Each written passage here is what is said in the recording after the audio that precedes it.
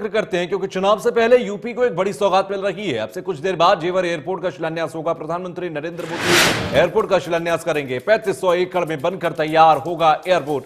जेवर एयरपोर्ट पर 2 रनवे तैयार होंगे। 186 विमानों के पार्क करने के स्टैंड मौजूद होंगे। हैंगर्स यहां पर होंगे। इसके अलावा कार्गो टर्मिनल की क्षमता 20 लाख मीट्रिक टन होगी। तो 3500 एकड़ में बनकर तैयार होगा ये एयरपोर्ट। और ऐसे में चुनाव से पहले यूपी को एक बड़ी सौगात ये मिली है।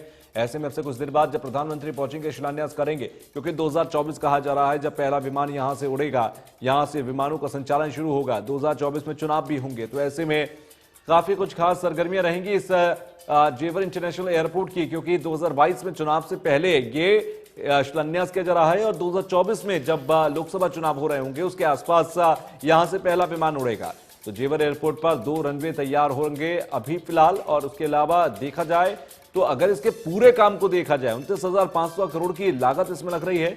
और इसके पूरे काम को देखा जाए तो 5 अलग अलग फेसेस में ये काम होगा और 2050 तक ये एयरपोर्ट पूरी तरह जिस तरह का पूरा इसका ब्लूप्रिंट है वो बनकर तैयार, सारे फेस का काम पूरा हो जाएगा। तो 3500 एकड़ में बनकर तैयार होगा एयरपोर्ट। चुनाव से पहले यूपी को एक बड़ी सौगात मिलने जा रही है। जेवर एयरपोर्ट पर 2 रनवे तैयार हो रहे हैं और 3,500 से ज्यादा विमान यहां खड़े किए जा सकते हैं। 186 विमानों को पार करने के लिए स्टैंड भी मौजूद है यहां पर।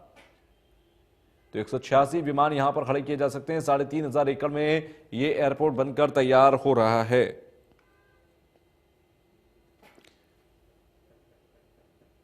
तो उत्तर प्रदेश का चौथा इंटरनेशनल एयरपोर्ट यह होगा। 186 विमानों को पार करने की सुविधा यहां होगी। कार्गो टर्मिनल की क्षमता 20 लाख मीट्रिक टन की होगी।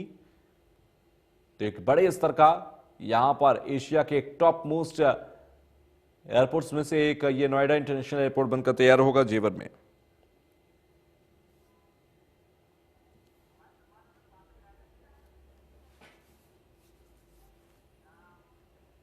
हमारे सहयोगी जतिन ने वहां पहुंचकर तमाम स्थिति का जायजा लिया।